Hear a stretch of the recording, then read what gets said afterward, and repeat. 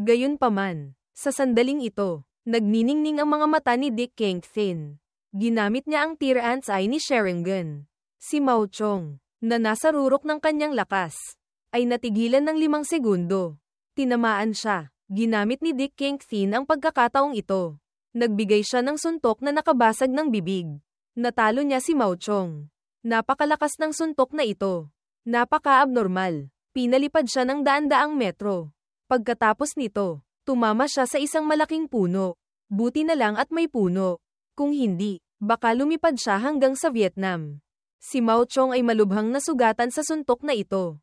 Nakahiga siya roon. Nagulat ang mga manunood. Ang cultivation level ng taong iyon ay hindi bababa sa Battle God. Hindi ba? Bakit natalo siya ni Dick Kingpin? Nakakatakot. Napakalayo ng pinalipad ni Dick Kingpin sa kanyang kalaban. Kaya kailangan niyang itakip ang kanyang kamay upang tingnan ng maayos. Talaga bang iyon ang tiyan daw? Bakit napakahina niya? Sa sandaling ito, sa paanan ng isang puno, mayroong isang misteryosong anino. Ang kanyang mga mata ay pula. Nagmamasid mula sa malayo, si Little Nunyo, na nakasakay sa balikat ni Kingpin, ay naamoy ito. Kakaiba ang aura na ito. Bakit kakaiba? Bakit pakiramdam ko? Buhay pa rin ang taong iyon. Lumapit din si Dick Kingpin upang tingnan. Siguro nagkamali ka. Sirang-sira na ang kanyang mga internal organs. Natalo na siya rito. Hindi masyadong pinansin niya. Nagpatuloy sila sa paglalakbay. Halika na. Magpatuloy tayo sa paghanap ng puntos. Pagkaalis niya, mula sa bibig ni Mao Chong, lumabas ang isang kakaibang chi. Mukhang isang kaluluwa. Bigla, may isang tao na kumuha ng agos ng kaluluwang ito at sinipsip ito. Siguro ito ay isa pang clone ng Tian daw. Hindi ko inaasahan na napakalakas din niya. Sa kasalukuyan kong pagkakakilanlan, ang makipaglaban sa kanya ay hindi magandang plano. Kailangan ko pa ring imbestigahan ng dahan-dahan. Mukhang kailangan kong gumamit ng kaunting mga trick. Ang pangalan ng taong ito ay Long Fan. Isa sa 9 na clone ng Tian daw.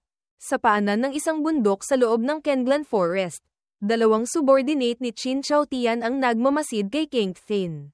Ang taong ito, anong trick ang mayroon siya? Bakit niya nakokontrol ang mga demon beasts na kasama niya? Narinig ko na may proteksyon siya mula sa clan ancestor ng Yi Clan. Mukhang totoo iyan. Kung gayon, ano ang gagawin natin? Kung hindi natin siya maayos, tiyak na sisihin tayo ni Din Chin. Habang masaya silang nagpaplano, sa likuran ng dalawang ito, may lumitaw. Ang taong iyon ay nagbigay ng isang galaw at pinadala ang dalawang ito sa kabilang buhay. Napakabilis. Ang taong iyon ay si Long Fan. Hindi alam kung ano ang layunin niya.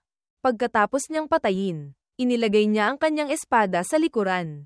Napakaastig. Si Long Fan ay lumapit sa isang bato.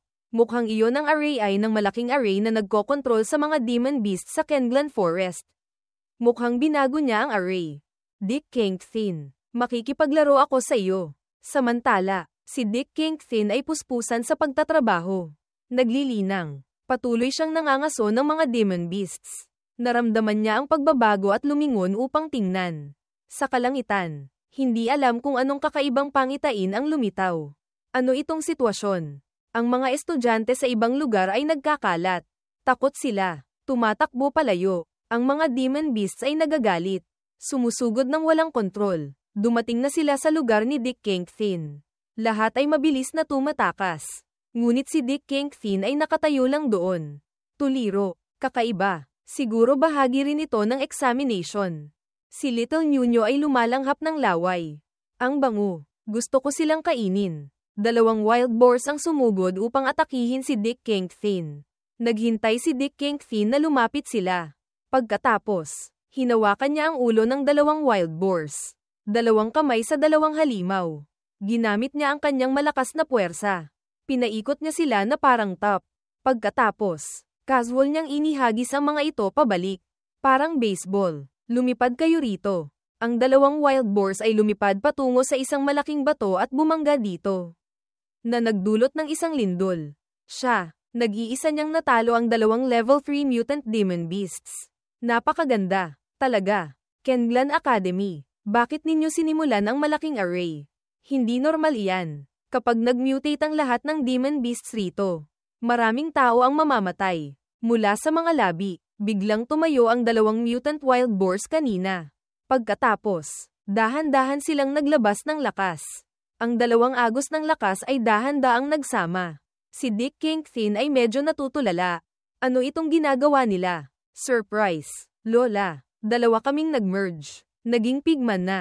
Isang mutant demon beast ang lumitaw sa harap ni Kingpin. Umatake ang demon beast upang ipaghiganti si Kingpin. Binigyan siya ng sampal. Si Dick Kingpin, nakakita ng kakaibang halimaw. Hindi nakaiwas. Kaya napatalsik siya palayo. Ano ba talaga ang nangyayari? Ang dalawang demon beasts ay nag-merge at naging level 4. Dahan-dahan tumayo si Dick Kingpin. Ang demon beast na ito, mukhang naka-target lang sa akin. Mukhang may taong hindi ako iniiwan. Kaaway ko na naman. Mukhang kailangan kong kumilos muna. Agad na sumugod si Dick Kingpin upang umatake. Mabilis na siyang umatake ng daan-daang suntok sa katawan ng demon beast. Ngunit nagdudulot lamang ito ng pangangati sa kanya. Nananatili siyang nakatayo, hindi nasaktan. Ngunit si Dick Kingpin ay patuloy na umuusad. Hindi pinapansin ang halimaw sa likod niya. Ang mga estudyante ay medyo nagulat. Natakot siya. Sa sandaling ito, daan-daang malalaking suntok ang lumabas. Ang demon beast ay natalo. Natambo siya at nawalan ng malay. Dahil sa bilis, medyo nagalaw ang fist technique. Ang mga manonood ay muling nagulantang. Halos lumabas ang kanilang mga mata. Nako, iniwan ni Dick Kingpin ang mga ito. Lahat, kung hindi ninyo sisirain ang control array. Ang mga demon beasts ay sunod-sunod na aatake sa atin. Maaga o huli, mamamatay tayo. Kung gusto ninyong baguhin ang kapalaran, iisa lamang ang paraan. Magtulungan kayo. Magkaisa upang labanan ang mga demon beasts. Ang demon beasts ay tanga. Hindi alam kung paano mag-isip. Hindi alam kung paano mag-rotate sa labanan. Naglalaro ka ba? Ngayon ay examination. Kung magtulungan tayo, paano natin hahatiin ang mga puntos? Bigla, may isang tao na tumuro doon. Tingnan ninyo, doon. Mayroon pang isang kawan ng mga demon beasts na sumusugod. Tumingin sila. Lahat ng mga halimaw ay may pulang mata. Mabangis, labis na uhaw sa dugo. Sila ay sumusugod upang manghuli. Ang mga estudyante na kanina ay nagyayabang. Ngayon ay tumatakbo ng buong bilis. Anong gagawin natin? Napakaraming demon beasts. Hindi tayo makakatakas. Siguro totoo ang sinabi ni Dick Kingpin. Nang makita ito ng mga estudyante, sinunod na nila si Dick Kingpin. Kung gusto ninyong mabuhay, kailangan ninyong magtulungan. Anong examination? Ngayon, ang mahalaga ay makauwi ng buhay. Ang demon beasts ay maaaring mag-mutate dahil may nagpakawala ng control array. Mamaya, basta makinig kayo sa akin. Bibigyan ninyo ako ng oras upang sirain ang array. Masosolusyonan na ang problema. Ang mga ito ay nagyayabang pa rin. Saan kami aasa upang maniwala sa iyo? Maniwala o hindi, bahala na kayo. Wala kayong pagpipilian. Kung hindi, makipagsolo kayo sa mga demon beasts. Nakita ninyo na ang kakayahan ni Dick Kingpin sa arrays. At kaya niyang madaling harapin ang level 4 demon beasts. Kung hindi siya ang pinakaangkop na tao ngayon, sino pa ang mas mapagkakatiwalaan? Pagkarinig nito, nagkaroon na sila ng pagkakaisa at pumayag na sumunod kay Dick Kingpin. Sinabi ni Dick Kingpin, lahat, makinig kayong mabuti. Lahat kayo, hatiin kayo sa dalawang grupo. Hatiin ang Beast Tide sa dalawa. Subukan ninyong pahabain ang oras hanggang sa susunod na batch ng beasts.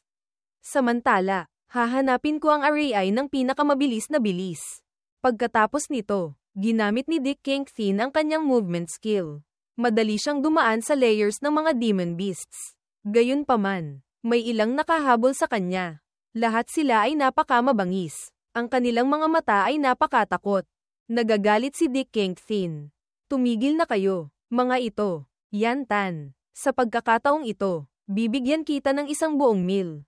Lumalanghap ng laway si Yantan. Agad siyang sumugod sa gitna ng Beast Tide. Naging malaki siya. Hehe, hayaan ninyong ako na. Naiwan si Yantan upang kumain ng husto. Samantalang si Dick Kingpin ay nagpatuloy sa paghahanap ng array. Sa wakas, pagdating sa isang bato, nakita niya ang bato sa itaas. Sa bundok, mayroong kakaiba. Umakyat siya sa bundok. Ang array ay tiyak na nasa harap. Sa wakas, nakatayo siya sa harap ng bato. Nahanap ko na. Sinimulan ni King Thin ang pag-break ng array. Ang depekto ng malaking control array ay ang pagsipsip ng dugo ng mga beasts. Sa pamamagitan ng dugo ng beast sa array ay, siguro maaari kong masira ang array. Gayunpaman, habang naghahanda siyang sirain ang array, isang espada ang lumipad, humaharang. Ang spiritual energy na kanyang inilalabas ay naharang. Pinipigilan itong pumasok sa array ay. Medyo nagulat si Dick King Thin. May ambush. Pagkatapos, may isang tao na nagsalita sa likuran niya.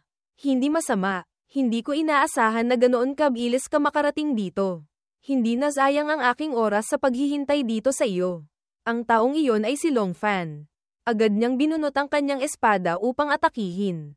Si Dick King Thin ay malapit ng saksakin ng espada. Si Dick King Thin ay sinaksak ni Long Fan. Gayunpaman, ang panaksak na iyon ay may kasamang boses. Kaya hindi na iyon panaksak. Si Dick King Thin ay mabilis na nag-counterattack.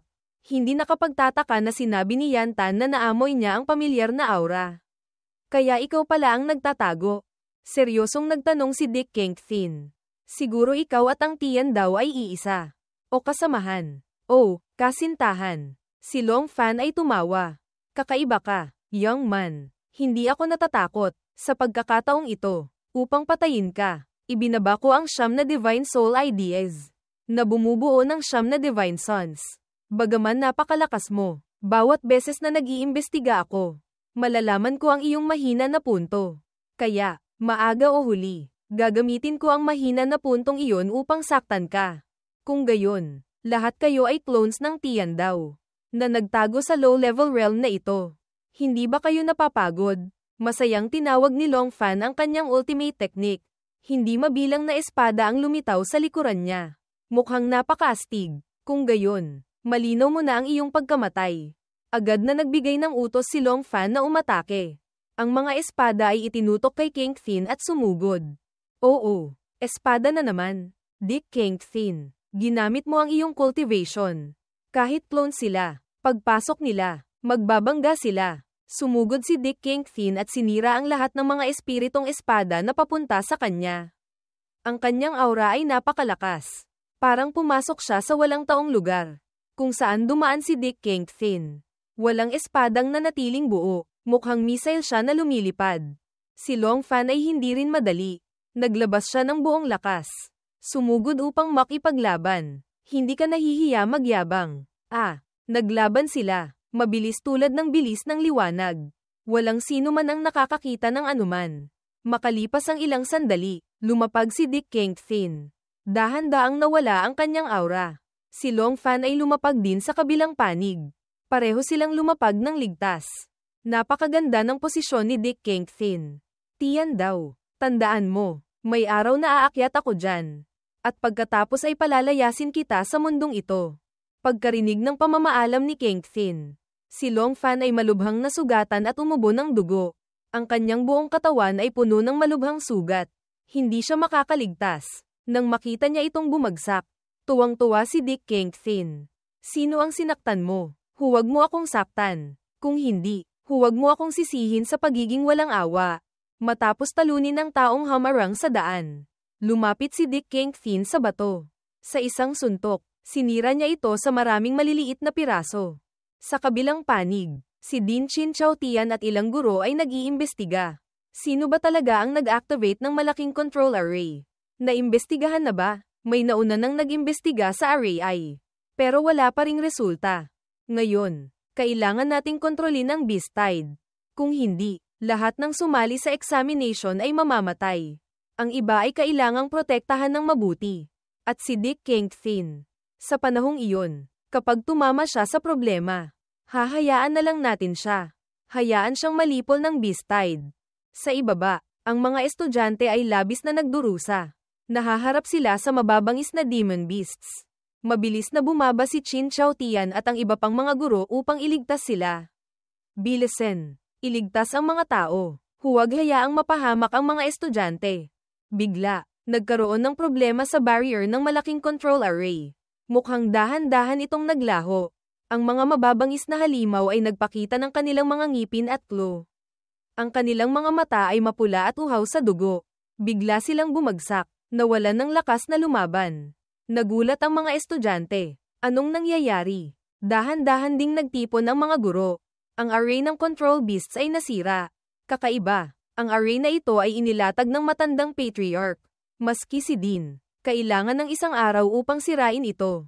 Paano ito nasira ng ganoon kabilis?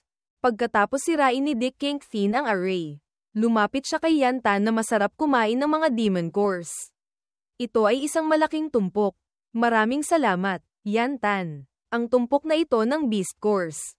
Hihiramin ko muna. Pagkatapos magsalita, kinuha niya ang storage ring at inilagay ang lahat. Galit na galit si Yantan. Lumipad siya. Hinawakan ang ulo ni Kingpin. Inagaw mo na naman ang pagkain ko. Walang hiyang ito. Hehe, huwag kang maging sabik. Hihiramin ko lang ng kaunti. Pagkatapos gamitin, ibabalik ko sa iyo. Okay, huwag kang magalit. Unahin na natin ang examination. Kung hindi, mabibigo tayo. Nagtipon na rin ang lahat ng estudyante. Tiningnan ni Chin Chaotian. Hindi niya nakita si Dick Kingpin sa grupo. Siguro patay na siya sa isang sulok. Bigla, may nagsalita. Dean Chin, bakit ka nagpakataas? Nagdulot ito ng galit sa kanya. Sino pa ba?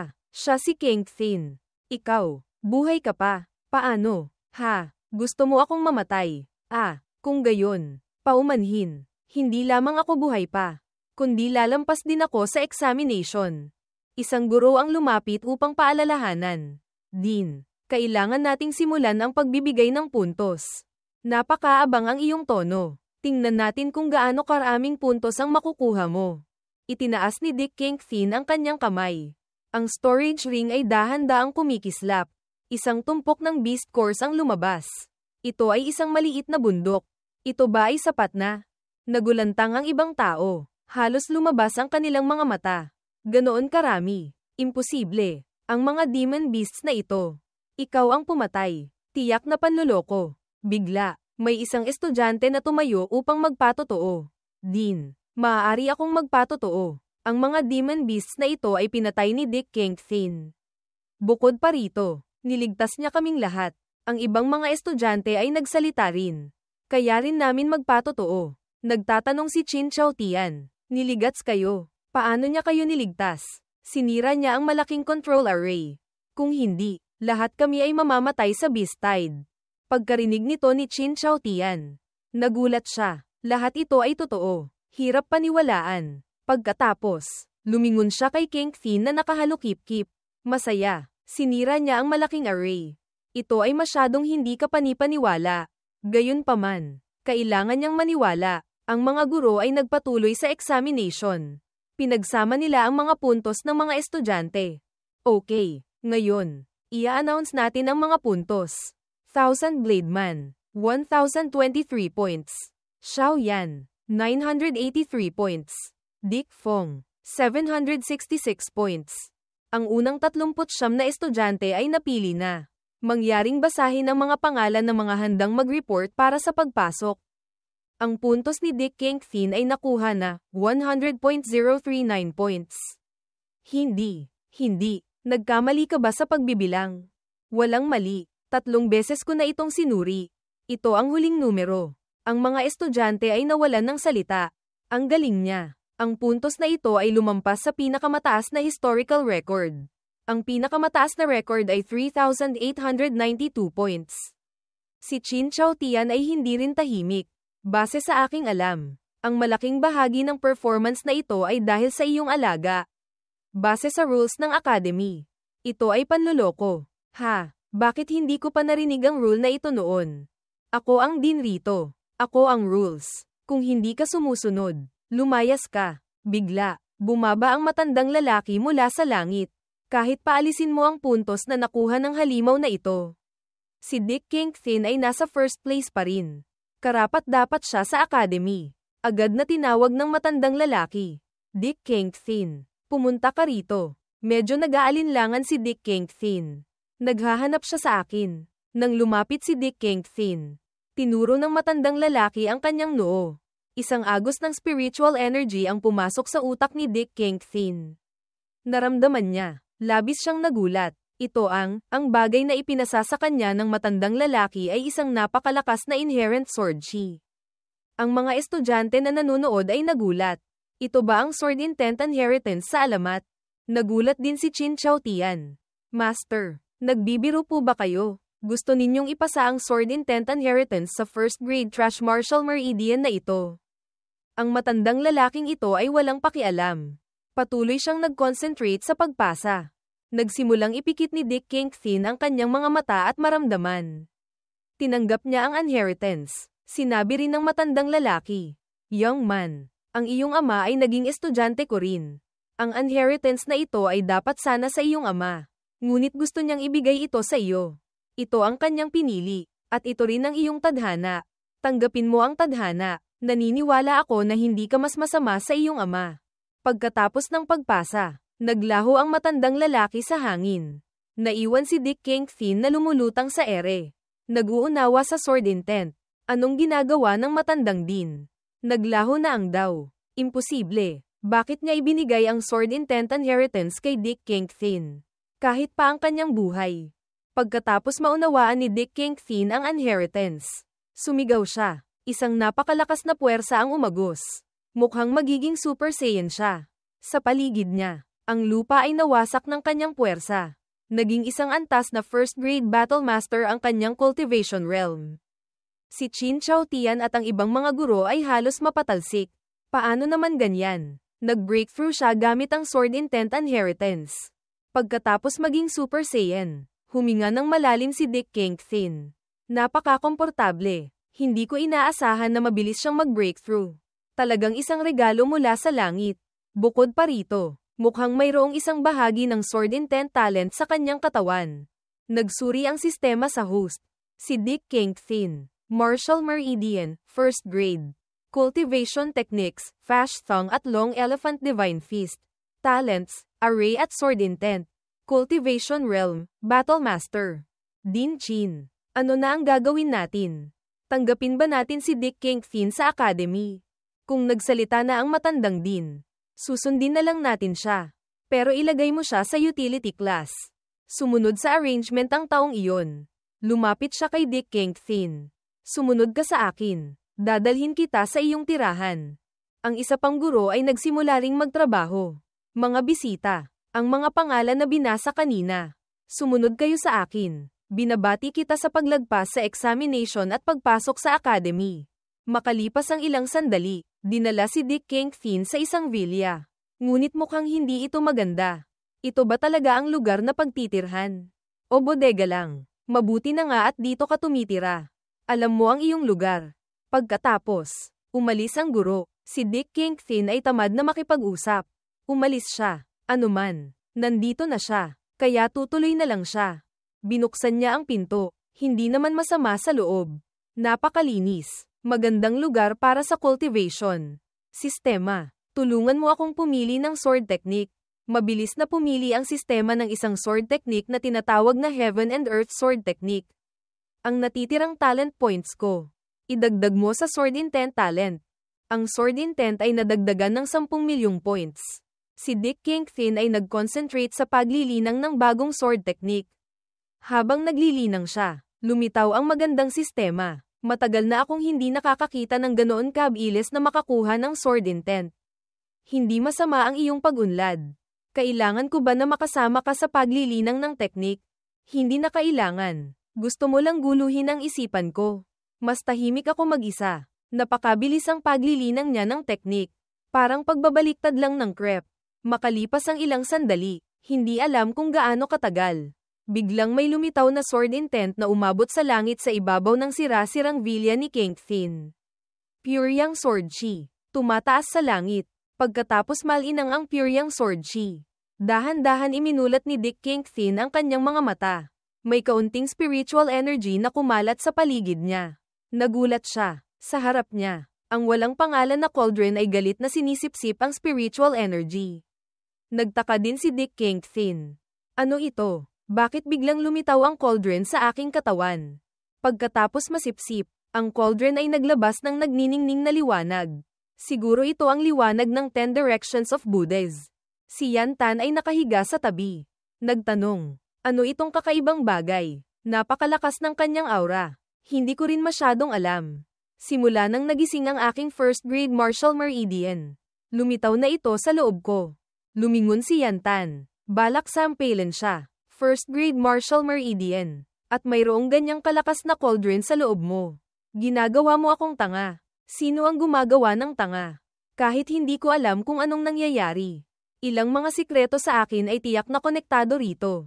Pagkatapos nito, inilagay ni Dick Kingpin ang cauldron sa kanyang katawan. Hindi mapigilan ni Yantan ang kanyang kuryosidad. Anong sikreto? Haha, anong sikreto? Dahan-dahan kinuha ni Dick Kingpin ang isang sirang sanga.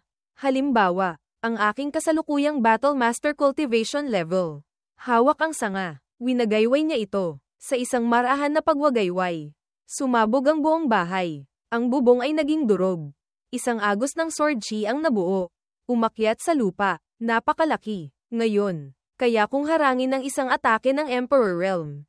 O kahit pumatay ng isang Emperor Realm. Nang makita ito ni Yantan, nagulantang siya. Napakagaling. Sa kaunting panahon lang, ganoon nakalakas. Si Dick Kingpin ay nagpakumbaba. Hahaha, hindi ko lang sinasadya. Ang malaking paggalaw ay nagdulot ng atensyon mula sa ibang mga estudyante sa paligid. Bilisan, tingnan ninyo. Ano iyan? Ang lakas ng sword intent. Sino ang gumawa? Nagpatuloy si Dick Kingpin sa paglabas. Naglilinang lang siya kanina gamit ang sirang sanga. Ngunit madali niya palang hinati ang malaking bato ni Lola Chin sa dalawa. Talagang astig. Nararamdaman ko na bawat pagwagayway ng espada ay makakolekta ng spiritual energy sa aking katawan. Ilang pagwagayway pa, baka mag-breakthrough na ako sa second grade Battle Master level. Talaga, huwag kang magyabang sa bata. Masayang kinuha ni Dick Kingpin ang tumpok ng Beast Course mula sa examination. Isang super malaking tumpok. Dati, sinabi ko na hihiramin ko lang ang Beast Course. Ngayon na nagamit ko na. Kainin mo na ng husto. Si Yantan ay nataranta. Kung gayon, hindi na magiging magalang itong bowl. Agad siyang sumugod sa tumpok ng masasarap na pagkain. Kumain siya nang hindi na makapagsara ng bibig. Nag-concentrate si Dick Kingpin. Yantan, bawat beses na kumakain ka, gagawa ito ng atake na sisira sa ikatlong seal sa aking katawan. Hindi ko alam kung ilang damage points ang magagawa nito pagkatapos niyang kainin ang tumpok na ito. Sa kanyang katawan, ang ikatlong seal ay patuloy na nawawalan ng dugo, ngunit ang natitirang blood bar ay napakalaki. Nawalan lamang ito ng ilang puntos. Namutla si Dick Kingpin. Ano? Ganoon karami ang kinain niya. At ganoon lang kalaki ang nawala. Lumingon siya kay Little Nunyo. Palihim siyang sinisi. Yantan. Walang silbi talaga. Pero si Yantan ay busog na. Nakahiga roon. Masaya. Habang siya ay masaya, bigla niyang ginamit ang kanyang matalim na ilong. Isang mabangong amoy ang dahan-dahan pumasok sa kanyang ilong. Agad na kumapit si Yantan kay Dick Kingpin. Hey, ang bango dito. Bilisan na natin. Sabay tayong maghanap. Doon. Tiyak na may masarap na pagkain. Nawalan ng salita si Dick Kingpin. Ganoon karami ang kinain mo. Hindi ka pa busog. Kaunting beast course. Hindi sapat para punuin ang ngipin. Ang bagay na iyon ay 100 beses na mas nakakabusog. Kung makakain ko iyan, maaari akong umakyat sa isang rank ng mabilis. Bilisan na natin. Nang marinig ito ni Dick Kingpin, medyo nag-aalinlangan siya. Talaga, bakit naman kita lolokohin? Bilisan na natin. Ang laway ay tumutulo na sa damit ni Kingpin. Pagkatapos, pumunta silang dalawa upang hanapin ang bagay na iyon. Ang pag-akyat ni Yantan sa isang rank ay tiyak na magpapataas ng atake na sisira sa seal. Walang dahilan upang tanggihan. Saan ito? Nahanap mo na ba? Sa harap. Sundan mo lang ang sinasabi ko. Sumunod sila sa direksyon ni Yantan. Nakarating sila sa isang lugar na may kuweba. Ngunit hinaranggan ito ng isang lava lake. Ito ang bagay na iyon. Nasa loob ng kuweba. Hindi mapigilan ni Yantan ang kanyang gutom. Tumalon siya. Hindi ko na kaya. Ang bango. Mula sa lava lake, biglang narinig ang isang boses. Sino ang naglakas loob na lumusab sa aking teritoryo? Isang malaking kamay na gawa sa bato ang umusbong mula sa tubig. Mabilis nitong hinawakan si Yantan. Nagulat si Little Nunyo. Ha? Ano iyan? Mahigpit na hinawakan ng kamay ang Yantan. Mahigpit na niyang hinawakan. Parang dinudurog na. Nagulat si Dick Kingpin. Nako, hindi ako nakapag-react. Nagsigaw lang siya ng malakas. Yantan. Pagkatapos, dahan-dahan lumubog ang kamay na iyon sa lava lake. Walang bakas na naiwan. Balak sumugod si Dick Kingpin. Ngunit gumalaw ang lava stream. May lumitaw na nagpatres kay Kingpin. Isang lava beast ang lumitaw. Mortal. Matapang ka. Naglakas loob ka na pagbalakan ang kayamanang binabantayan ko. Ang taong ito ay isa sa mga Demon Kings ng Kenglan Cave. Ang pangalan niya ay Yan Beast. Nakaharap si Dick Kingpin sa Demon King. Sa kakaibang lugar na ito, mayroong Demon King level Demon Beasts. Binunot niya ang kanyang espada. Naghahanda na lumaban. Yan Beast, bigyan mo ako ng pagkakataon. Bilisan mo at palayain mo si Yantan. Kung hindi, ako. Hindi pa tapos magsalita si Dick Kingpin. Biglang sumabog ang braso ni Yan Beast. Ang braso ay naging usok. Nagulat si Yan Beast. Anong nangyayari? Lintik. Ang walang hiyang ito. Naglakas loob na manaksak. Napakawalan Gia. Habang nakatakas si Yantan. Hindi iyon ganoon kadali. Malakas na sumigaw si Yan Beast. Hindi mapapatawad. Nagsimulang magbuo ng braso si Yan Beast. Ang dalawang kamay niya ay umatake kay Yantan. Habang lumalaban, nagbuga siya ng apoy. Parang sinusunog si Little Nunyo. Tuloy-tuloy siyang umatake. Gayunpaman, okay lang si Yantan. Ang kanyang aura ay napakalakas. Nagdulot ito ng kaunting takot kay Yan Beast. Nakaramdam siya ng bloodline suppression. Si Yantan ay nagbago sa isang malaking titan. Lumingon siya at ngumanga ng malaki na parang kuweba. Naglakas loob kang saktan ako. Kakainin kita. Natatakot na si Yan Beast. Paumanhin. Hindi ko sinasadya. Nakikiusap ako. Maawa kayo. Basta palayain ninyo ako. Handa akong ibigay ang kayamanan, ang Lava Heart. Nang marinig ito ni Yantan, huminto siya. Lava Heart. Ano iyan? Masaya si Yan Beast. Hehe. Nagtagumpay. Yan Beast. Bilisan mo at tulungan mo ako. Isang bagay ang mabilis na sumugod patungo sa kanila. Isang malaking puno na monster ang lumitaw sa likuran ni Yantan at Yan Beast. Siya ay isa sa mga Demon Kings. Ang pangalan niya ay Yan Tree. Mabilis siyang gumalaw. Ginamit niya ang baging sa kanyang kamay upang hawakan si Yantan at ika-din na siya na parang lumpia. Yan Beast, bilisan mo. Agad na nakipagtulungan si Yan Beast. Sumugod siya upang umatake kay Yantan. Heto na. Isang pangkat ng mga tauhan ang sumugod. Malakas silang umatake sa katawan ni Little Nunyo. Ang suntok na ito ay napakalakas. Nagdulot ito ng hangin sa paligid.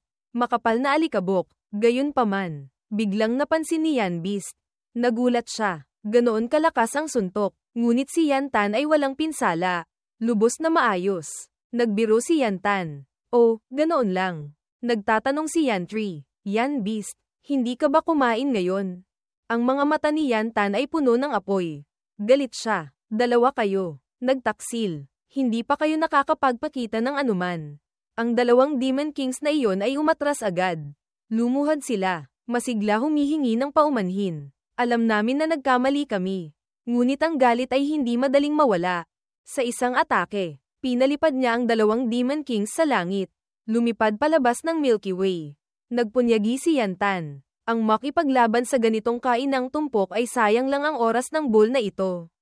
Mas mabuti pang maghanap ng makakain. Pagkatapos, dahan-dahan siyang pumasok.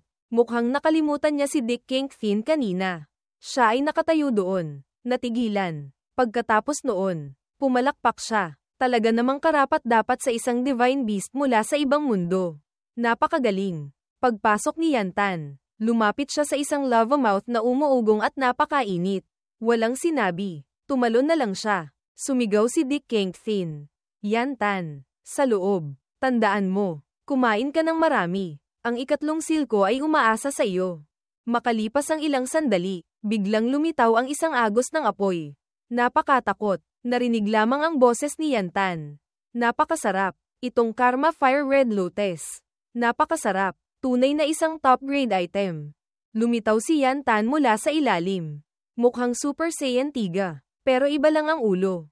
Uy, Yantan. Magiging rank up ka na.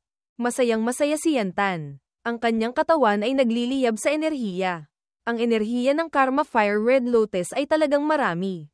Habang masaya siya, si Yantan ay biglang tinamaan ng kidlat. Nako, kumain lang. Pero tinamaan pa rin ng kidlat. Talagang nakakabaliw. Nagmamadaling sumugod si Dick Kingpin.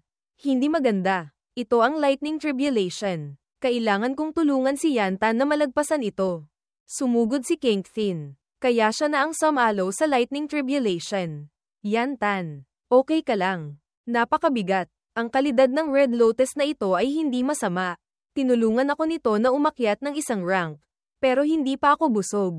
Sa wakas, nag-rank up na si Yantan. Bago siya mag-rank up, ang kanyang atake sa ikatlong seal ay napakahina. Tingnan natin kung paano ito magbabago pagkatapos niyang umakyat sa isang rank. Dahan-dahan ipinikit ni Dick Kingpin ang kanyang mga mata. Naramdaman niya ang kanyang katawan. Bawat atake ni Yantan sa seal ay ngayon ay 100.000 damage. Himala, ang lakas ng atake ay tumaas ng higit sa 100 beses. Sa ganitong bilis, mabilis na masisira ang seal. Pagkatapos ng lahat, lumingon siya sa dalawang Demon Kings kanina.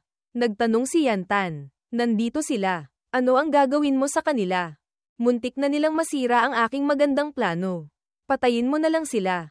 Ang dalawang Demon Kings ay lumuhad. Sunod-sunod humihingi ng tawad.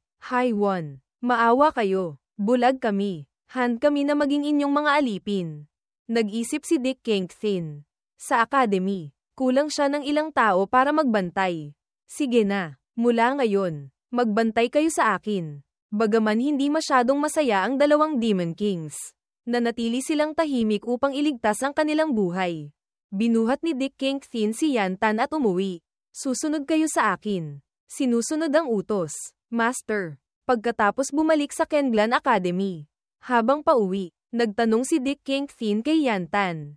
Curious ako. Pagkatapos mong umakyat sa rank, anong grade ka? Ito ang sikreto ng bull na ito. Hindi ko sasabihin sa iyo. Ang kailangan mo lang gawin ay pakainin mo ako araw-araw. Habang masaya silang nag-uusap, bigla, may pagsabog mula sa likuran. Anong nangyayari? Ang pagnanais na pumatay sa loob ay nakakatakot din. May nangyayari bang masaya? Pagkarinig ng ingay sa likuran. Masaya rin si Dick Kingpin na pumunta upang manood ng palabas. Tumalon siya sa isang gusali. Nakatayo sa bubong. Tiningnan niya ang sitwasyon sa harap niya. Oh, mukhang napakasaya. Pagtingin sa bakuran. May 4 na hindi pamilyar na tao na may hawak na sandata. Sila ay naglalatag ng array. Pinalibutan si Qin Chaotian. Si Suo Feng, ang dean ng Kenglan Institute, ay nagsalita. Qin Chaotian, ilang taon na, inutusan ka ng Heavenly God Hall na mag-ambush sa Kenglan. Ang layunin ay ipasuko ang Kenglan at ayusin ang mga bagay para sa Heavenly God Hall. Ngunit ni Yang Man Dick Kingpin ay hindi mo mapatay. Lubos na na-disappoint ang Heavenly God Hall. Inutusan ako ng aking sect master na palitan ka. Si Qin Chaotian ay galit na sumagot. Ang pagpatay kay Dick Kingpin ay maaga o huli. Hindi ka dapat, isang basura tulad mo, dumating dito upang magdikta sa akin. Ang hangin ay mabaho pa rin tulad ng dati. Gusto mong mamatay. Pagkatapos noon, sumugod ang 4 na tao. Pinalibutan at inatake si Qin Chaotian. Si Dick Kingpin at Yantan ay nakaupo, kumakain ng mais, nanunood ng pelikula. Ang mga taong ito ay may kinalaman sa Heavenly God Hall.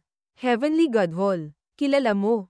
Ah, hindi lang kilala. Hinahanap ko pa sila. Ang organisasyong ito ay ilang beses nang umatake sa Yiklan. Isang malaking nakatagong panganib. Si Suo Feng ay sumugod. Habang lumalaban, hindi niya nakalimutang magyabang upang maging masaya ang labanan. Naglakas loob kang lumaban sa utos ng sect master.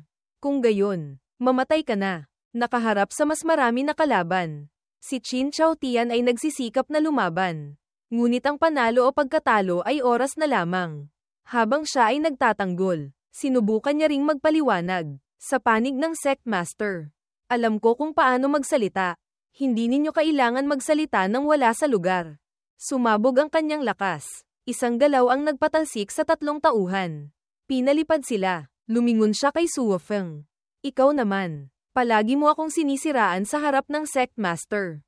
Ngayon, tuturuan kita ng leksyon. Masaya si Suo Feng. Isang maliit na bata na tulad mo. Naglakas loob na magpakita ng ganyan. Pagkatapos, kumuha si Suo Feng ng isang napakagandang token mula sa kanyang damit. Gusto mong makilala ang Sect Master. Wala ka ng pagkakataon. Mula sa token, lumabas ang isang agos ng itim na chi. Ito ay napakabigat na puot. Hindi mabilang na puot ang inilabas. Lumitaw ang hindi mabilang na bungo. Mukhang napakakakiba. Umatake sila kay Qin Xiaotian. Ang makapal na agos ng puot ay sumugod at pumasok sa katawan ni Qin Xiaotian. Hindi niya ito maarang. Pagkalipas ng ilang sandali, napakahirap sa kanyang katawan. Naglabasan ang mga ugat sa buong katawan niya. Ang kanyang bibig ay parang gustong samuka. Pagkalipas ng ilang sandali, sinuka niya ang masamang chi kanina. Kasama ang sigaw ng sakit. Habang si Qin Xiaotian ay kinokontrol. Binunot ni Suo Feng ang kanyang espada. Mabilis na. Isang galaw ang nagtatapos ng labanan. Hindi kita papatayin. Gusto kitang gawin na isang trash. Hayaan mong mamuhay ka sa kahihiyan sa buong buhay mo. Mas masahol pa sa kamatayan. Pagkatapos nito, umatras siya, kasama ang tatlong subordinate niya. Iniwan niya si Qin Xiaotian na nakaluhod doon. Si Qin Xiaotian ay naging trash. Masakit siyang nakaluhod. Hindi siya masaya. Lintik. Pagkatapos manood ng pelikula, umalis din si Dick Kengthin. Yan Tan, may kailangan tayong gawin. Nagtataka si Yan Tan. Anong gagawin na naman? Siyempre, imbestigahan ang mga taong iyon. Kunin natin ang impormasyon tungkol sa Heavenly God Hall.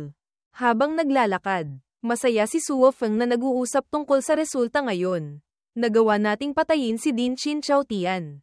May trabaho kayo. Pagbalik ninyo, mag-report kay Sect Master. Tandaan ninyong sabihin ang bahagi ng inyong trabaho. Masaya ang mga alagad.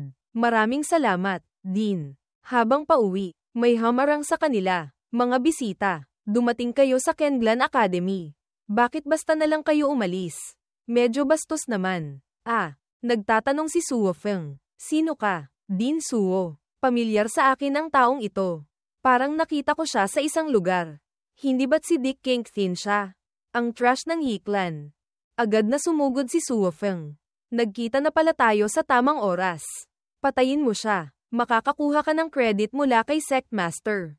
Gayunpaman, hindi niya inaasahan. Habang sumusugod siya, nakakita lamang siya ng isang espadang mabilis tulad ng kidlat. Si Dick Kengthin. Sa isang daliri lamang, nagpakawala ng isang sword intent.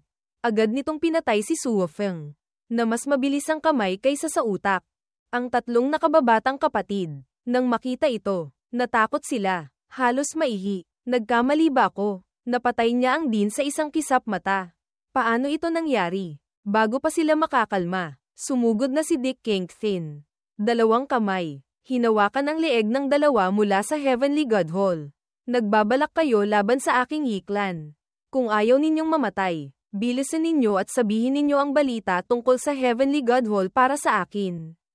Ang dalawang nakahawak sa leeg ay pinindot ni Kengthin sa isang malaking puno. Sa isang galaw lang, halos malubha na ang sugat. Ang isa pa ay mabilis na nag-counterattack. Sumugod siya. May hawak na malaking palakol. Balak niyang saktan si Kengthin. Young man, bilisan mo at palayain mo sila. Hindi rin dekorasayon si Yan Tan. Mabilis siyang lumukso. Nagpakawala siya ng lakas. Sinuntok niya ang taong iyon ng napakalakas. Siya ay napatalsik sa likuran. Ganap na natalo. Young man, naglakas loob kang kalabanin ang Heavenly God Hall. Maaga o huli, hindi ka makakaligtas. Bago pa siya matapos magsalita, isang napakalakas na suntok ang ibinigay ni Dick Kengthin sa kanyang ulo.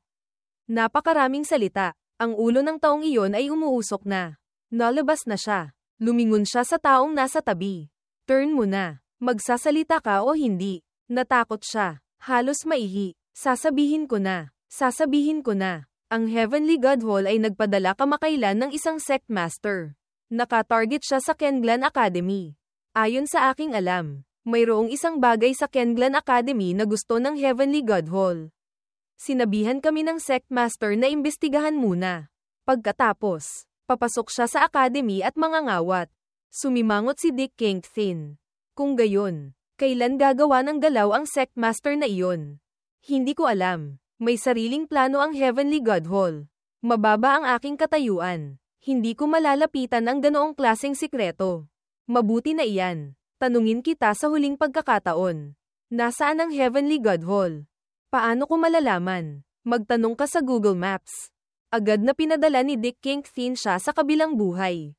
Nagtataka si Yantan. Sinagot na niya ang iyong tanong. Bakit mo pa siya pinatay? Kapag naglilinis ng damo, kailangan mong bunutin hanggang sa ugat. Iyan ang pinakamahalagang prinsipyo. Ang pagliligtas sa kanyang buhay ay magdudulot lamang ng panganib sa iyong sarili. Pagkatapos tapusin ang trabaho, umalis si Dick Kingpin kasama si Yantan. Bukas, tiyak na hindi na magiging payapa ang Kenglan Academy. Kailangan niyang mabilis na sirain ang ikatlong seal. Bilisan niya ang pagpapalakas ng sarili niya. Makalipas ang ilang panahon, sa bagong klase, ang guro ay nag-a-announce, "Mga bisita, binabati ko kayo sa pagpasok sa Kenglan Academy. Ngayon na ang oras upang hatiin ang mga klase." Nakarating na ba lahat? Nag-report. Dick Kingpin ay hindi pa dumarating. Ang guro ay lumingon sa listahan. Sa sandaling ito, lumitaw din si Dick Kingpin. Dahan-dahan siyang pumasok, paumanhin. "Guro, nahuli po ako." Ito ang Dick Kingpin na sumire sa daw ng matandang din. Agad na dinala siya ng guro. "Nasa utility class ka. Wala kang kinalaman rito. Bilisan mo at gawin mo ang iyong utility work." Nagulat si Dick Kingpin. Utility work. Isang mataba na tao ang lumitaw. "Tama, mula ngayon, ikaw ang magiging utility class. Kunin mo ang iyong gamit at sumunod ka sa akin." Siya si Chen Fu, ang pinuno ng utility class. Nang marinig ito ni Dick Kingpin, nawalan siya ng salita. Ang kanyang mga mata ay tuliro.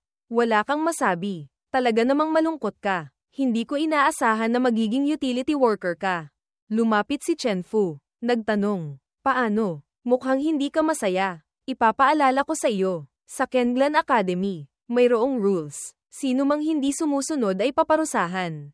Tiningnan ni Dick Kingpin ang mukha ni Chen Fu.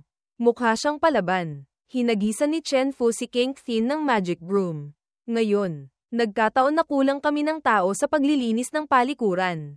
Bilisan mo at linisin mo ang palikuran para sa akin." Hindi nagsalita si Dick Kingpin. Inihagis niya ang wales diretso sa mukha ni Chen Fu. Ayaw ng young master na ito na sabihan ako kung anong gagawin. "Lumayas ka para sa akin." Ang mga bagong estudyante ay halos malaglag ang kanilang mga mata. Nako, kahit ang guro ng academy. Naglakas loob siyang saktan. Si Chen Fu ay nakahiga sa lupa. "Magaling ka, Dick Kingpin. Hinahanap mo talaga ang kamatayan." Tumayo si Chen Fu. Sumugod siya. Balak suntukin si Kingpin. "Papatayin kita." Ang isang suntok niya ay naharang ng kamay. Mukhang napakadali lang. Tumigil na. Ito ang guro kanina, si Jianan. Nahamarang sa kanya. "Dick Kingpin. Ito ang Kenglan Academy. Hindi ang iyong hiklan. Sa hinaharap, mag-ingat ka sa iyong ginagawa. Bukod pa rito, kung ayaw mong maglinis ng polycaren, pumunta ka at pakainin mo ang mga isda sa pond." Nagulat ulit si Dick Kingpin. Pakainin ang mga isda. Kung gayon, ayaw mo pa rin umalis. "Hindi. Medyo interesado ako sa pag-aalaga ng isda. Kayo na lang ang magtrabaho. Pupunta ako sa pond upang tingnan. Isang gawain pa kaysa mas kaunti." Naghanap siya ng lugar upang mag-isip. Pagkaalis niya, nag-usap ang dalawang guro. Sinabi ni Chen Fu, "Teacher Jianan, hindi mo siya maaaring hayaang ganoon lang. Hindi mo siya maaaring patawarin. Kumalma ka muna. Kahit hindi ko siya gusto. Siya ang tagapagmana ng sword intent ng matandang din. HMP. Ang pagbanggit niyan ay nagpapainis sa akin. Siya ang pumatay sa matandang din." Naghahanap si Dick Kingpin ng pond ng isda. Naligaw siya. "Ha? Saan na ang pond ng isda?"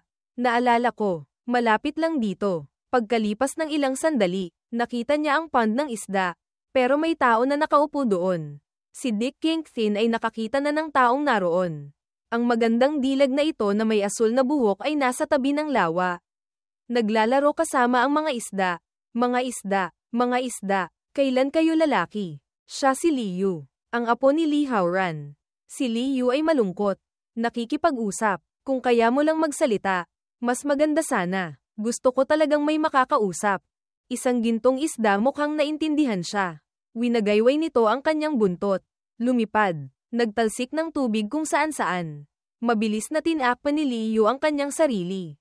Takot na mabasa. "Ah, Xiaohong, napakakulit mo." Sa sandaling iyon, Hindi siya nag-ingat at nadulas. Nahulog sa lawa. Si Dick Kingpin ay naglalakad. Nang makita niya ito, nagmamadali siyang tumakbo upang iligtas siya. Hindi maganda. May nahulog sa tubig. Sumugod siya sa lawa. Dahan-dahan siyang lumangoy patungo kay Liu. Malubha na siyang lumulubog sa ilalim ng lawa. Si Dick Kingpin, sa kanyang kakayahan, mabilis niya siyang nailigtas at nakuha sa pampang. Habang yakap niya siya, pinatahimik niya siya. Huwag kang matakot, okay ka na. Mukhang ang swerte ni Dick Kingpin ay muling nagpakita. Malapit na siyang magkaroon ng isa pang asawa sa kanyang harem. Pagkaligtas sa dalagang may asul na buhok mula sa tubig, nangyari ang isang romance scene. Hero rescues beauty, little girl. Sa hinaharap, kapag kumakain ka, mag-ingat ka. Nahihiya si Liu. Namumula ang kanyang mukha. Maraming salamat, bukod po sa lolo ko. Kayo po ang unang nag-aalala sa akin ng ganyan. Oh, kung gayon, sino ang lolo mo? Ang inosenteng dalaga ay sumagot. Ang pangalan po ng lolo ko ay Li Haoran. Nang marinig ito ni Dick Kingpin, natakot siya. Ikaw ang apo ng dating din. Sa pagkakataong ito, talagang nakakuha siya ng kayamanan. Ako po si Liu. Hindi ko po alam kung paano kayo tawagin. Ako si Dick Kingpin. Kung ayaw mo, tawagin mo akong Brother Dick. Nang marinig ni Liu ang pangalan, lalo siyang nahihiya. Siya pala ang magiging asawa ko sa hinaharap. Ang taong sinabi ng lolo ko. Hindi alam ni Dick Kingpin na nagkaroon na siya ng kasunduan sa kasal sa mahigit 50 pamilya. May problema ka ba? Okay ka lang. Nagpatuloy si Yantan. Kailangan mo pa ring magtanong. Ang iyong mukha ay nakakatakot tingnan. Hindi alam ni Liu ang gagawin. Lumingon siya. Wala naman. Hindi ko lang alam kung anong sasabihin pansamantala. Ano man. Salamat, Brother Dick. Si Dick Kingpin ay nagkunwaring nagpakumbaba. Medyo nahihiya. Ang iyong lolo ay may kabutihan sa akin. Kaya ang pagliligtas sa iyo ay dapat kong gawin. Bigla, sa ilalim ng fish pond, ang maliit na gintong isda kanina ay muling nagtalsik ng tubig. Ang gintong isda, at saan na ang matandang mangingisda na naligaw? Nagulat din si Dick Kingpin at lumingon sa maliit na gintong isda. Oh, steamed ba? O luto sa hotpot? Nagtanong siya kay Liu. Ikaw ba ang nag-aalaga sa kanya? Opo, binigay po sa akin ng lolo ko. Ang pangalan niya ay Lihong. Humigit kumulang 5 segundo ng pag-iisip. Gintong isda, bakit Hong ang pangalan? Ang gintong isda mo ay medyo kawili-wili. Tingnan mo ang kanyang espiritu. Mukhang malapit na siyang maging dragon. Agad niyang kinuha ang isang kayamanan mula sa espasyo. Ito ay napapalibutan ng aura ng dragon. May kabutihan sa akin ang lolo mo. At ang isdang ito ay iniwan ng lolo mo. Kung gayon, tutulungan kita. Pagkatapos magsalita, inihagis niya ang bola sa lawa. Dahan-dahan lumubog ang kayamanan sa tubig. Regalo ito para kay Lihong. Talaga namang ibang klase ang mga mayaman. Makakita lang ng magandang dilag. Nagpapakita na kaagad. Matapos ganap na lumubog ang kayamanan ni Kingpin. Unti-unting kumalma ang ibabaw ng tubig. Pero may kaunting kislap ng bituin na lumalabas. Bigla, sa mismong lugar na iyon, lumitaw ang isang umiikot na vortex. Si Liu ay lumipad mula sa ilalim ng tubig. Winawagayway ang kanyang buntot. Mukhang malapit na siyang maging dragon. Isang malabong anyo ng golden dragon ang lumitaw sa himpapawid. Lubos na nagulat si Liu. Hindi niya makontrol ang sarili. Nilahad niya ang 2 kamay. Balak takpan ang kanyang bibig. Nako, naging dragon nga. Sa sandaling ito, ipinaliwanag ni Dick Kingpin. Kanina, binigyan ko siya ng dragon soul. Pansamantala lang niyang sinipsip ito at naging dragon. Pero hindi ibig sabihin na agad siyang naging dragon. Kailangan niya pa ng kaunting panahon para ubusin lahat. Nang marinig ito ni Liu, medyo nahihiya siya. Nagkita pa lang tayo. Tapos nagbigay ka na ng sinel. Nahihiya siya hanggang kamatayan. Agad na lumingon si Liu at binigyan si Dick Kingpin ng halik. Talagang, dog food. Si Dick Kingpin ay natigilan ng 5 segundo. Ito ba, hinalikan ako? Malapit na ba akong makatakas sa pagiging single? Kawawang batang si Yantan. Nakaupo lang siya roon. Nanunood mula simula hanggang wakas. Pagkatapos ng dog food, nagmamadaling umuwi si Liu. Salamat, Brother Dick. May kailangan pa po akong gawin. Si Dick Kingpin ay nagyelo. Walang senyales na nagbabounce. Si Yan Tan ay nagbigay puna. Ito ang dog food sa alamat. Si Dick Kingpin ay naglalabas pa rin ng aura. Itinaas niya ang kanyang kamay at hinawakan ang lugar na hinalikan. Napakabango. Habang nag-e-enjoy siya, lumitaw ang guro. Dick Kingpin. Sinabi ng guro na kailangan mong pakainin ang mga isda. Pero tamad ka rito. Gusto mo pa bang manatili sa academy? Kung ayaw mo, umalis ka na. Lumingon si Dick Kingpin at naligo siya. Teacher Lauman, hindi ka naman kaaway. Bakit ka nanggugulo sa akin? Nagkunwari ang guro. Ako ang guro. Napahiya mo ako sa harap ng lahat. Ang sama ng loob na ito. Kailangan kong bayaran. Kung ayaw mong magkaroon ng gulo. Ngayon, lumuhad ka at humingi ng tawad sa akin. Pag-iisipan ko kung papatawarin kita. Si Dick Kingpin ay mabilis na sumugod. Sinuntok ang hello. Sinira niya ang hello. Humihingi ng tawad sa ulo niya. Akala mo, Hello Kitty ang tiger na hindi umungol. Ang guro ay nasaktan. Hawak ang kanyang mukha. Dick Kingpin. Ako ang iyong examination teacher. Naglakas loob kang saktan ako. Ang iyong identity card ay nasa kamay ko. Sa hinaharap, huwag mong asahan na makuha ito. Nagtatanong si Dick Kingpin. Anong identity card? Ang bagong estudyante ng Kenglan Academy ay may identity card. Ang bagay na ito ay nasa examination teacher. Kung wala ito, hindi ka makakapag-graduate. Hindi ka rin makakakuha ng mission. Kinuha niya ang identity card ni Kingpin. Ginawa mo akong mapahiya. Naglakas loob kang sumuntok sa aking hello. Ang identity card mo, huwag mong asahan. Ipaglalagay ko sa iyo ang walang hanggang paglipat sa academy. Hindi rin nagsalita si Dick Kingpin. Isa pang sipa ang sumire sa hello niya. Sinipa niya ang identity card sa langit. Pagkatapos, dahan-dahan niyang inabot ang kanyang kamay at kinuha ang identity card. Hindi ko pa nakikita ang ganoong katanga.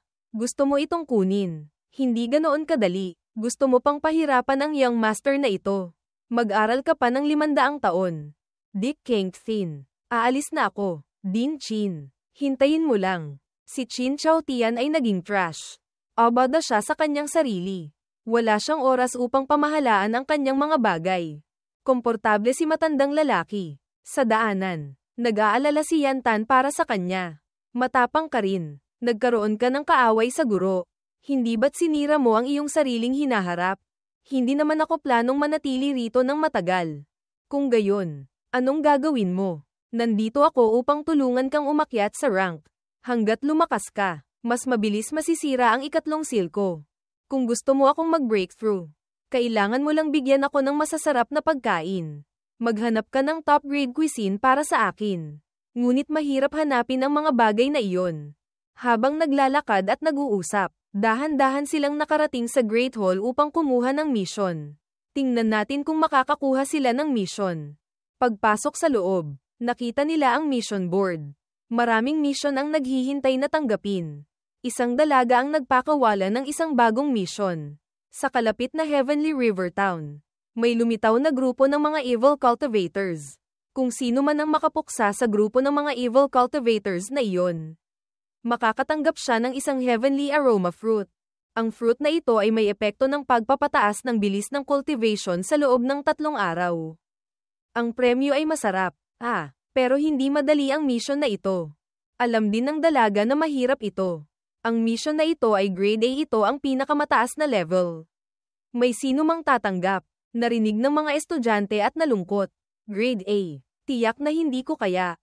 Ang ganitong level. Baka kahit ang mga elder ay mahihirapan. Bagaman napakaganda ng heavenly aroma fruit, napakahirap ng difficulty. Sayang, walang sino mang naglakas loob na tanggapin. Habang walang sino mang naglakas loob na tanggapin, si Dick Kingpin ay pumasok ng mayabang.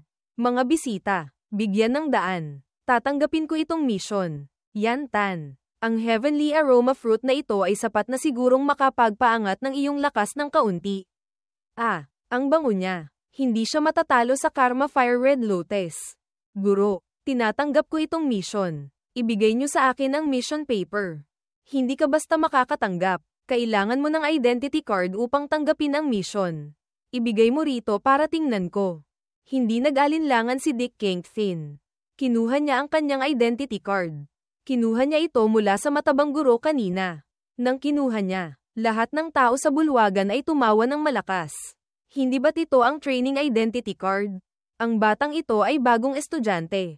Isang bagong estudyante. Hindi talaga alam ang kanyang lugar. Kahit anong mission, naglakas loob siyang tanggapin. Mabait na tumanggi ang guro. Paumanhin. Bata, ang identity card mo ay hindi karapat-dapat tumanggap ng ganitong level ng mission. Nagmakaawa si Dick Kingpin. Guro, pero gusto ko talaga itong tanggapin. Wala na bang ibang paraan? May paraan. Maliban na lang kung makahanap ka ng teammate na elder level. Baka pwede. Lumingon si Dick Kingpin sa iba. May sino man sa inyo na elder level. Gusto ninyong mag-team up, young man. Pinapayuhan kita na sumuko ka na. Ang isang baguhan na gumagawa ng grade A mission ay parang paghahanap ng kamatayan. Ayaw naming isama ka sa paghahanap ng kamatayan. Habang wala siyang magawa, sa likod, lumitaw ang isang pamilyar na anino. Asul na buhok, Brother Dick. Nalulungkot si Dick Kingpin. Nang marinig niya ang boses ng babae, lumingon siya. Si Liu ay lumapit sa kanya. Nagkataon lang na nakahanap ako ng mission na angkop. Bakit hindi natin ito gawin ng magkasama? Medyo nagulat din si Dick Kingpin. Liu, bakit ka nandito? Agad na kinuha ni Liu ang kanyang identity card. Ang aking identity card ay nagkataon lang na elder level. Pwede ka nitong tulungan na tanggapin ang mission. Naparangalan si Dick Kingpin na parang nakakuha ng ginto. Talaga, kung gayon, napakabuti. Kinuha niya ang identity card ni Liu at dinala sa guro. Guro, sapat na po ba ito para sa aking mission?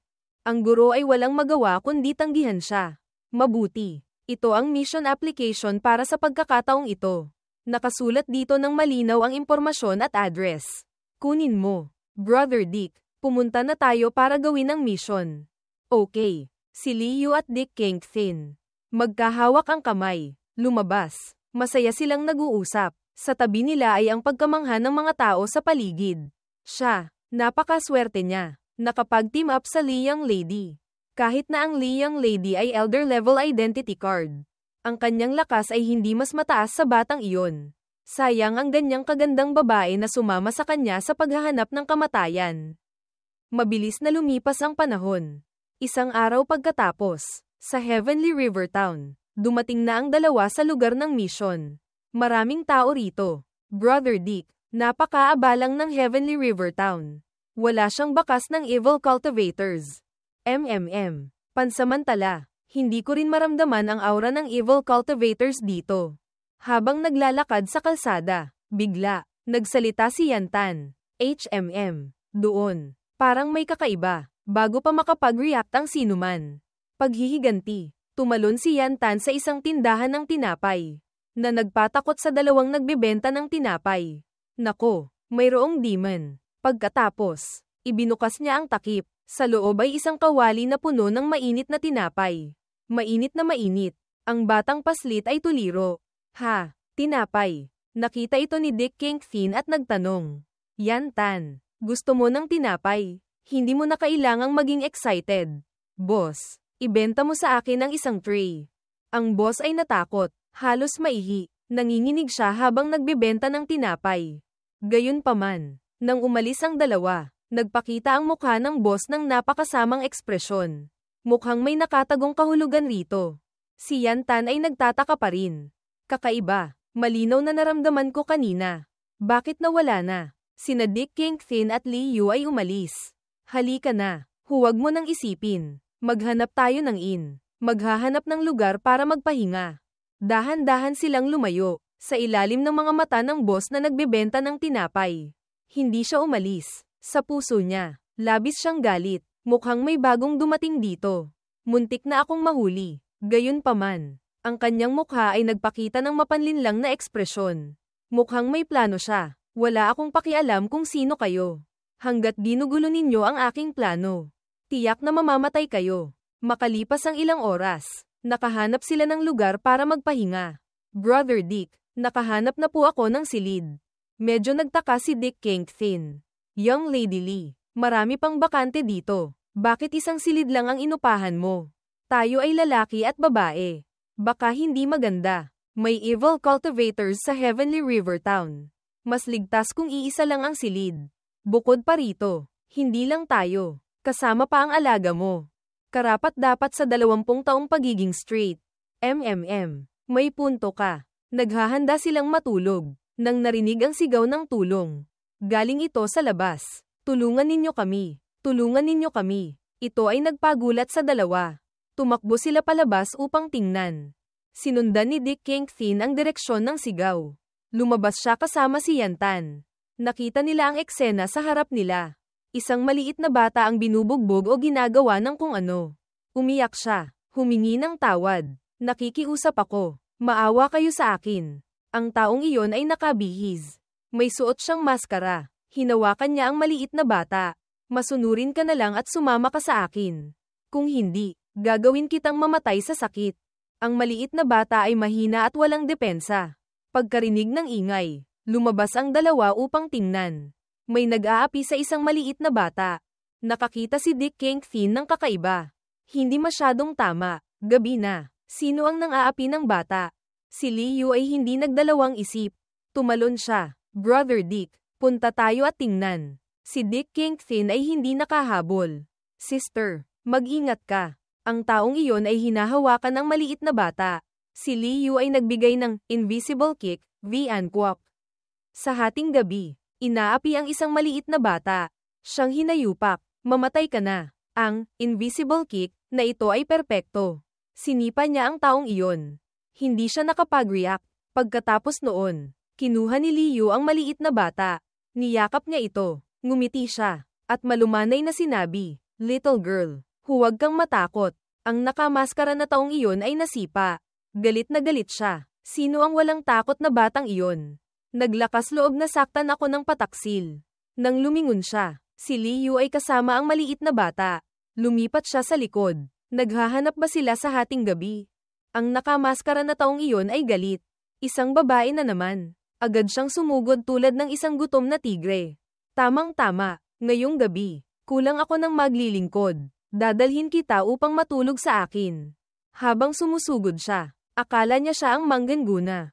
Pero bago pa siya makalapit, si Liu ay gumawa ng isang alog.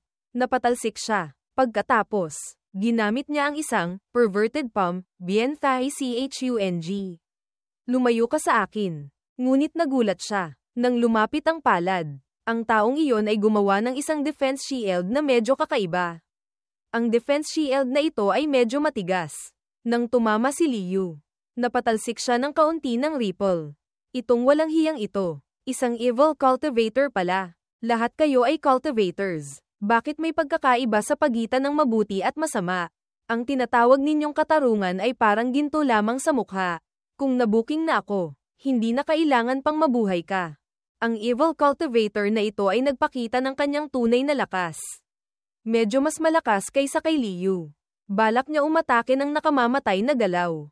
Mahirap iwasan ang galaw na ito. Sa sandaling si Liu ay nasa panganib. Si Dick Kingpin ay biglang sumulpot. Madali niyang inilagay ang kanyang kamay. Kaibigan, agad niyang hinaranggan ang nakamamatay na galaw.